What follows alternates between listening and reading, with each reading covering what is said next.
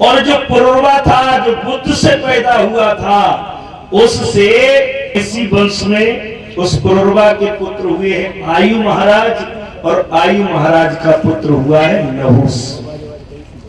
जिस नहुस ने 100 अश्वमेध यज्ञ किए और इंद्रासन का पद अपने कब्जे में कर लिया था। लेकिन एक बात को ध्यान रखो, सावधानी हटी तो दुर्घटना घटी।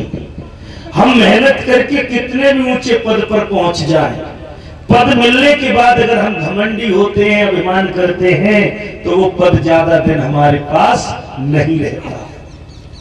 उन्होंने मेहनत की, 100 अश्वमेध यज्ञ किए तो इंद्रासन के अधिकारी हो गए, लेकिन फिर इतने घमंडी हो गए कि सीना तान के चलते, जिसे देखते बस गलत दृष्टि से देखते। पहले वाला जो इंद्र था, उसकी पत्नी का नाम था सची। वो स्नान करके चित्रटारी पर खड़ी थी, केसों को सुखा रही थी।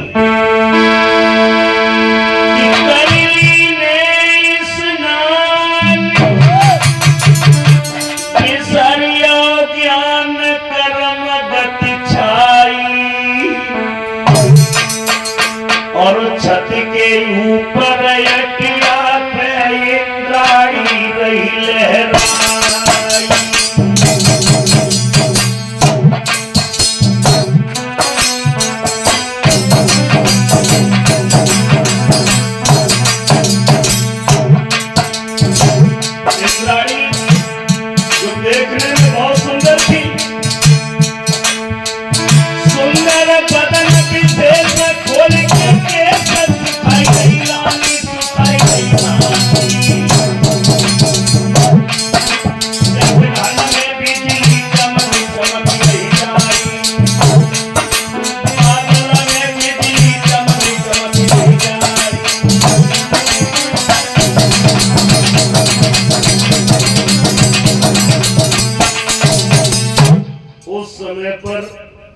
सची स्नान करके चित्रटारी पर खड़ी थी और नहुस की नजर पड़ गई, और जो चेहरा देखा तो ऐसा लगा मानो चंद्रमा देख लिया हो।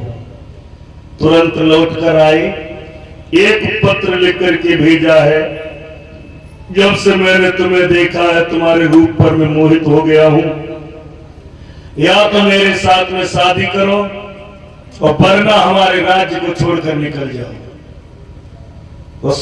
जो दुश्मन की पत्नी ने यह संदेश सुना, समझ गई कि अब इस राजा को कफन की जरूरत पड़ गई। और ये ध्यान रखना, जब हमारा चित्त पराई बहन बेटी पर खराब होने लग जाए तो समझ लेना विनाश की पहली घड़ी शुरू हो गई।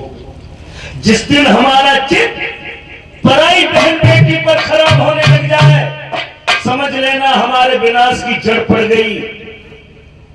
राजा नहुस का पत्र पढ़ा है तो उसने भी बड़े सुंदर शब्दों में लिखा, हम तुम्हारे साथ भोग करने के लिए तैयार हैं, मगर हमारी भी 2 शर्तें हैं। जिस पलंग पर शयन करोगे वो पलंग ब्राह्मणों के हाथों से बना हुआ हो, और जिस पालकी में बैठकर आओगे उस पालकी को ढोने वाले संत महात्मा हो। ये दोनों शर्तें पूरी करोगे तो हम तुम्हारे साथ में शादी करेंगे। राजा ने जब पत्र पढ़ा है तो इतना कामी हो गया, ब्राह्मणों को बुला करके पलंग बनवाया, सची के आंगन में पहुंचा दिया। संत महात्माओं को पकड़कर पालकी में ढो करके बैठ करके जब चला तो इसे बहुत जल्दी पड़ रही है, जल्दी चलो जल्दी चलो। महात्मा बोले, हमें जितना चलना आता है हम ऐसे ही चल पाएंगे, हम इससे ज्यादा नहीं, क्योंकि हम संत हैं, पालकी ढोने का काम मेरा नहीं है। और जो मोहजोरी की, इसको क्रोध आ गया, एक महात्मा के पीठ पर इसने लात मार दी।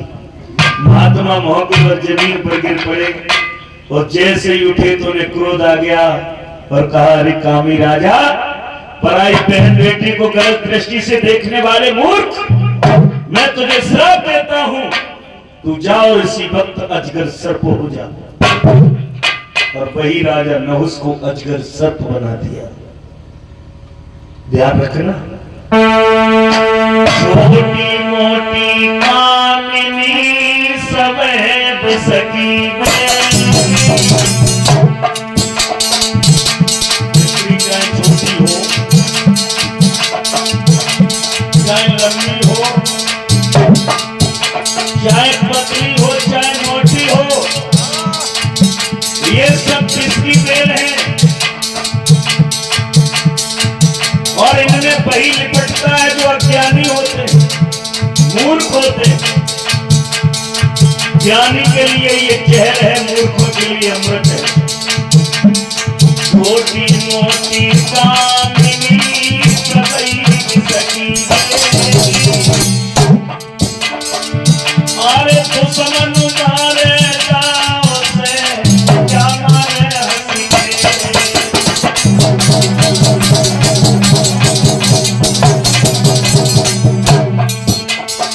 इसलिए दोस्तों प्रीति करे तो करे मरण से जन्माने से प्रीति करे और वो नारी अपनी बनाई होती बनाई आई मौत मरेगा। प्रीति करी थी बाराबरी में सीता संध्या लगायो रामचंद्र ने पापा पी को पुरनाश करायो। अरे प्रीति करी थी बालेला में मजनू से लगायो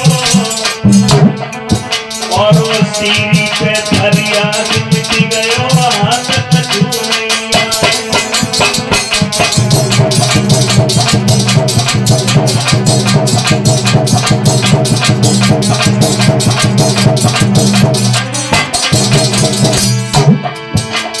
पर नारी की प्रीति भूसकी तपनी तुम धरो गले जो चीज हो नैया।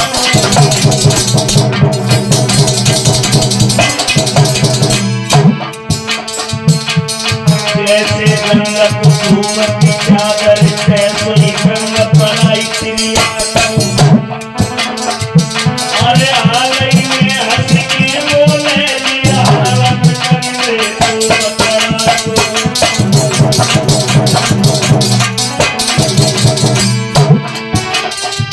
और धोबी की नाम को क्या भी करे जब मेल छटे सबही ओ सन प्यास बुझत नहीं देखा नीर भलो अपने घड़ा।